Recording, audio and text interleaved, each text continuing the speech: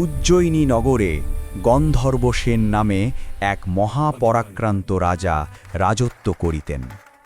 তাহার 4 মহিষী ছিলেন এবং তাহাদের গর্ভে রাজার 6 পুত্র জন্মগ্রহণ করে। রাজকুমারেরা সকলেই ছিলেন সুপণ্ডিত, অতিশয় বলবান এবং রাজধর্মে সুপ্রশিক্ষিত।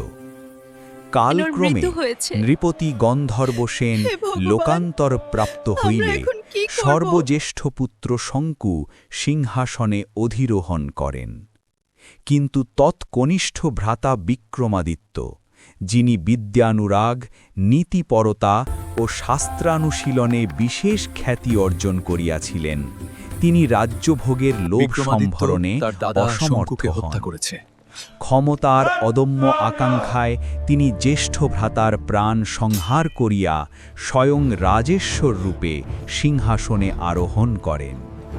অতঃপর নিজ বাহুবলের অপ্রতিরোধ্য শক্তিতে ক্রমে ক্রমে সমস্ত দিক বিজয় করিয়া লক্ষ যোজন বিস্তৃত জম্বুদ্বীপের অধীশ্বর হইয়া ওঠেন এবং সেই মহাবীর সম্রাট আপন নামেই এক নতুন অব্দের প্রচলন করেন, যাহা ইতিহাসে আজও অমর।